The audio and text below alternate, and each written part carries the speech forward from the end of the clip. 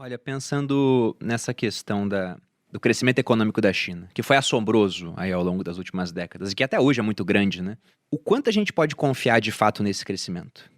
Porque no PIB, por exemplo, você tem vários dados entrando lá, então esse monte de prédios que foram construídos na China, que viraram cidades fantasmas, saiu estatísticas aí falando que você conseguiria transportar população de países inteiros para morar nessas cidades desocupadas da China, né? 90 milhões de residências lá foram construídas, tudo isso conta pro PIB.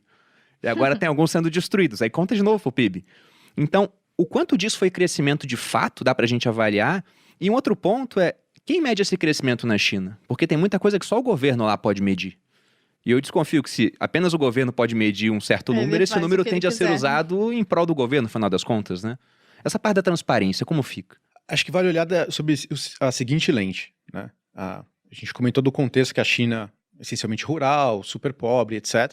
Então, alguns investimentos que foram feitos destravavam o valor quase que imediatamente. Imagina você criar uma estrada onde só tinha terra batida. Uhum. Imagina você colocar um porto e conseguir desovar produtos. Imagina você entrar com fábricas, você fazer a transição de uma economia rural para uma economia fabril. Então fez sentido por muito tempo e ajudou a China a crescer uma velocidade galopante, né? Só que não necessariamente o que trouxe a China até aqui é o que vai levar a China adiante. Você já tem agora centenas, se não milhares de portos. Será que se você lançar mais um porto vai destravar tanto valor assim? Mais uma estrada? Mais um prédio?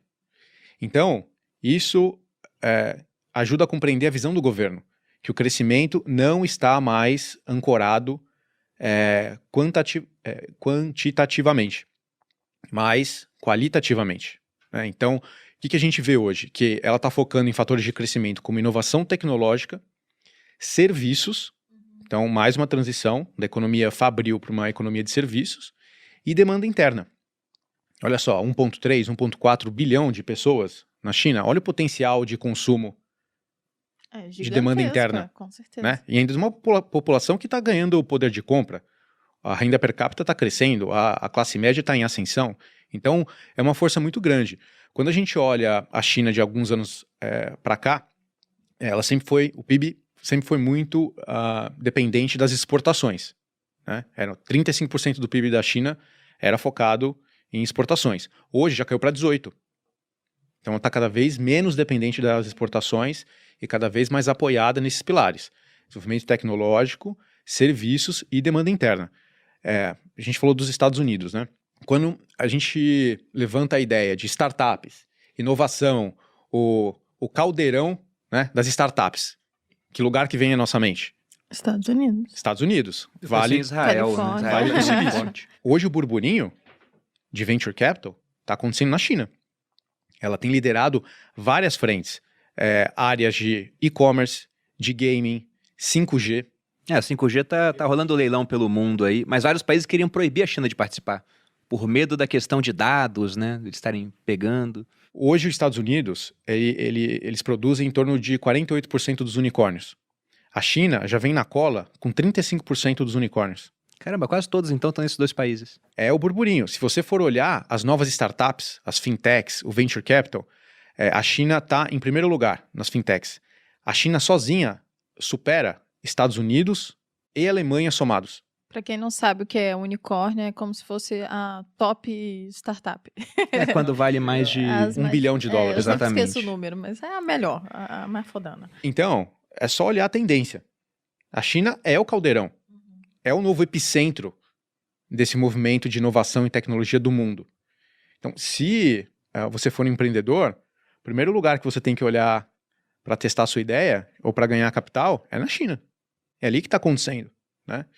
Então, sem dúvida, esse modelo de crescimento ele está se transformando, cada vez mais apoiado em qualidade, inovação tecnológica. Olha o contraste, a gente falou do WhatsApp ou das ferramentas, das plataformas que não estão disponíveis na China, né? Mas quais são as grandes big techs hoje? As que substituíram as que não estão disponíveis lá. Elas estão na China. Uhum. O TikTok é chinês. O TikTok da ByteDance, que é uma empresa chinesa. Não sei se depois a operação foi vendida fora de lá, mas eles proíbem o WhatsApp, aí tem o WeChat.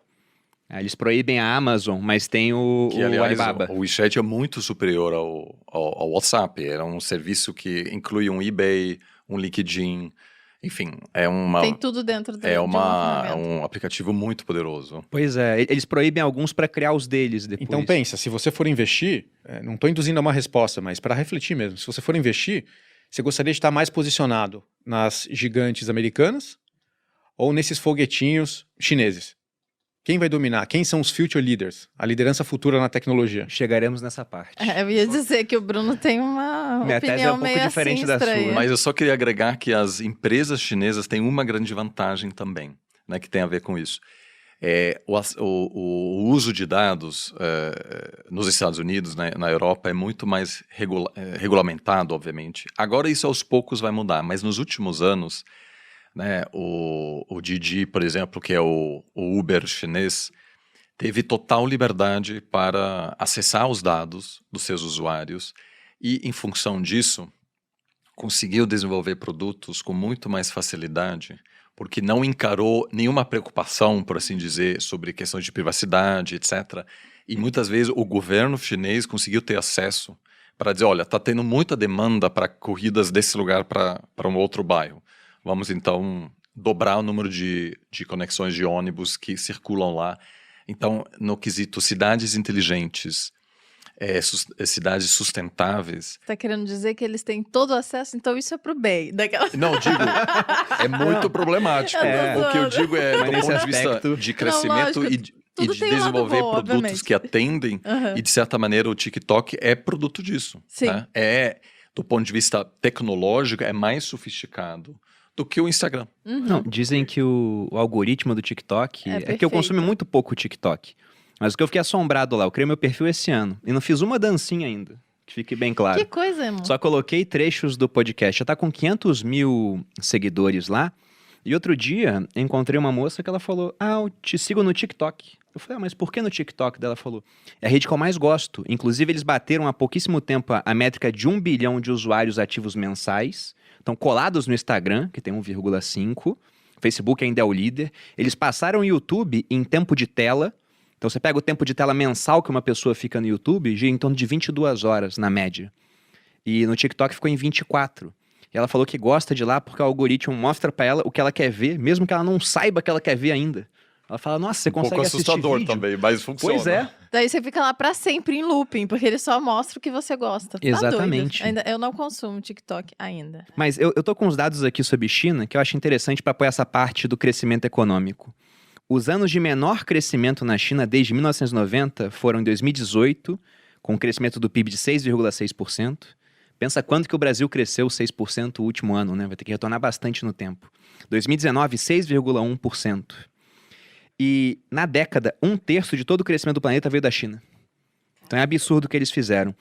Se a gente for pegar, em 1981, mais de 88% dos chineses viviam com menos de $2 por dia. 30 anos depois, menos de 2% vivem assim.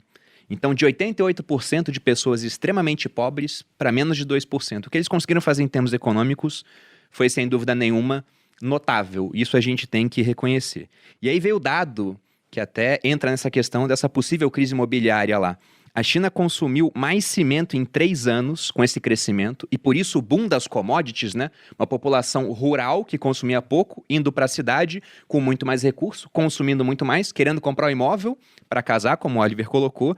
Então, em 3 anos, eles consumiram mais cimento do que os Estados Unidos em todo o século XX. Ou seja, a potência econômica do século XX, 100 anos, construindo prédio pra caramba, num território gigantesco, um dos maiores países do mundo, a China consumiu em 3. Então, isso foi, de fato, muito bizarro, o que eles conseguiram fazer lá. E parte disso é porque eles trabalham muito também. Na China, eles seguem aquela política 9-9-6, né? Trabalho das 9 da manhã às 9 da noite, 6 dias por semana. Então, eles têm uma ética de trabalho. A parte cultural da população chinesa, sem dúvida nenhuma, é muito interessante.